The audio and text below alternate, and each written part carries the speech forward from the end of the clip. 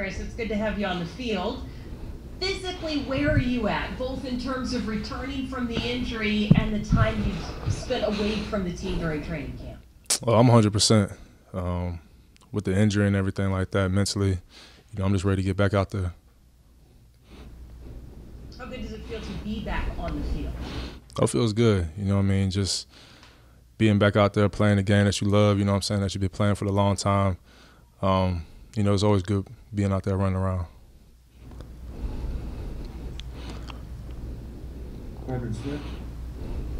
Hi, Chris. You've kind of been the Rodney Dangerfield of running backs the last few years. Top 5 finish in rushing yards both 2018 and 2019, but you're left off a lot of top 10 lists for running backs. However, you did make the top 100 rankings this year for the first time. How does it feel to make that list and be voted as a top 100 player by your peers? It feels great, but at the end of the day, it's got to keep improving. I feel like personally that spot's not, low enough for me. 96 or whatever it was. I feel like me personally, I could be a lot lower on that list. But it's a blessing just to be a part of that. So, overall I'm happy about it.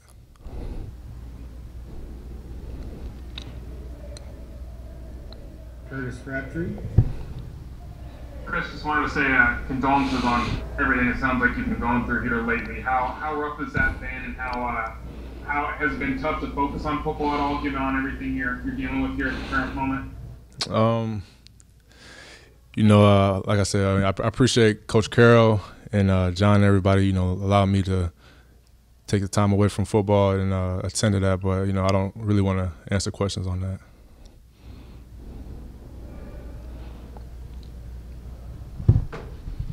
Justin?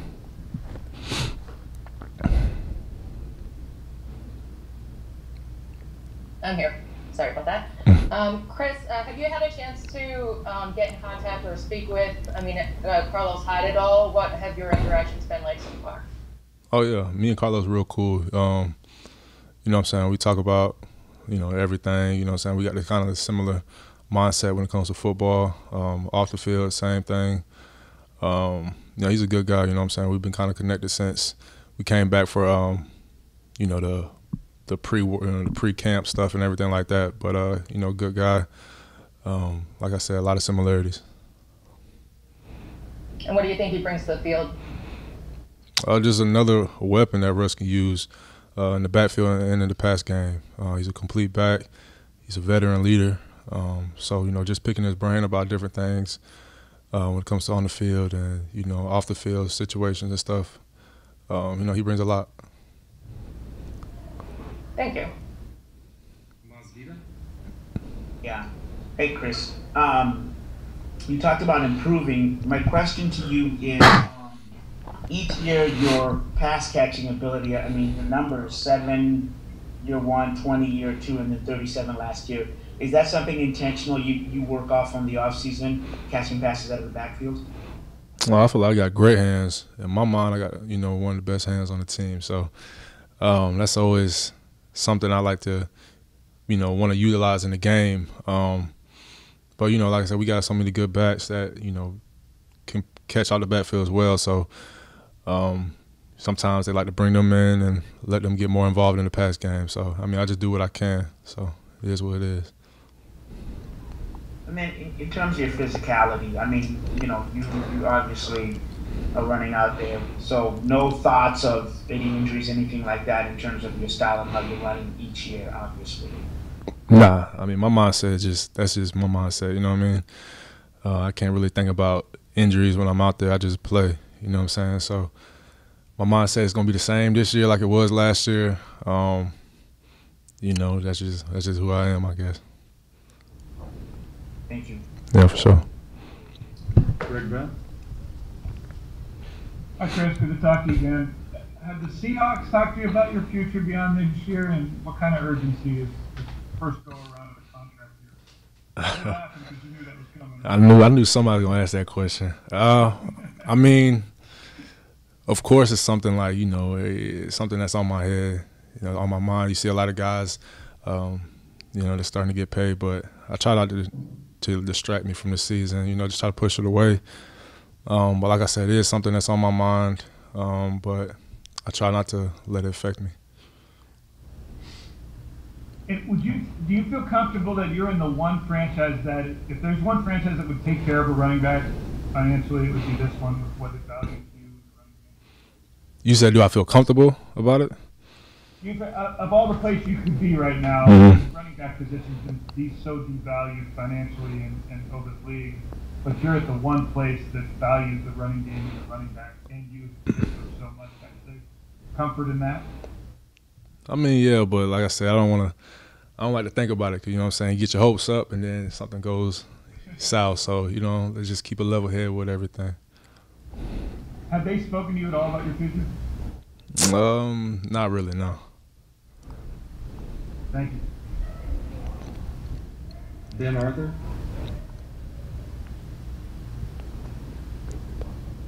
Hey, Chris.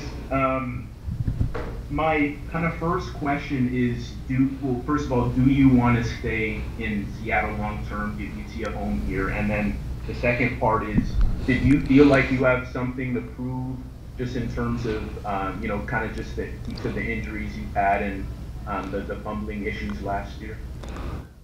I'm just gonna go to that second one. Something to prove. I mean, just being a 7th round draft pick, and you always gonna have that chip on your shoulder. But I mean, at this point in the game, I don't really have nothing to prove. I feel like my game has spoke for itself for the last 3 years or whatever. As far as the fumbling, you know, that was something that played a big part last year. Something that, you know, I worked on in the off season. But like I said, you know, you gotta have a quick mindset, let that go, and just move on from it. You know, learn from it, and just, like I said, move on from it. So it doesn't play too much of a factor for me this year. And the first question, would you like, assuming, I'm sorry, but assuming, you know, in your kind of ideal situation, would you like to be in Seattle? I mean, if everything plays out the right ways, you know, I guess we're just going to see. All right, thank you. Yeah. Larry Stone. Yeah, hey Chris. Pete mentioned the other day that you felt like you had fresh. It looked like you had fresh legs. Is that how you feel? Do you feel really good and fresh? And two, do you pay attention to the other contracts from running backs that are being signed, such as Joe Mixon today? And you know, what's your feeling about that? As far as the fresh legs, I don't really consider myself having fresh legs. I mean, I see what he was talking about just because I haven't been practicing a lot. But I mean, I've been working out hard, you know, just to get my mind off the, you know, situations I was going through. So, you know, but I see what he was talking about. It does feel good to be back out there. So, you know, running around, I was excited, of course. Paying attention to the other contracts. I mean, of course, that's just NFL, you know what I'm saying? You see somebody get paid, your phone blows up, everybody's hitting you up like, oh, did you see so-and-so get paid, blah, blah. But like I said, man, I just try not to focus too much on it. You know, I'm happy for him. Me and Joe Mixon got a relationship, so I'm happy for him. I reached out to him, but I try not to pay too much attention to it. Art Teal. Chris, I understand that you want to keep matters private, but given the fact that COVID is a public health issue, I feel compelled to ask whether any of those issues in Atlanta were COVID related. And like I said, I appreciate you for the concern and everything, but I don't want to talk about that. All right, thanks. Nico Marino. Thank you, Chris. Just two quick questions. One, is it beneficial that there was no preseason games, so your body's a little bit more taken care of going into the regular season, or is it a disadvantage because you don't have that go with another team and know how to take the impacts already? You know what I mean? I'm sorry. Can you say that one more time? I'm sorry. Is it a disadvantage or an advantage, the fact that there was no preseason games for you as a running back? That maybe it's helping your body, that you're not taking that impact, or is it a disadvantage?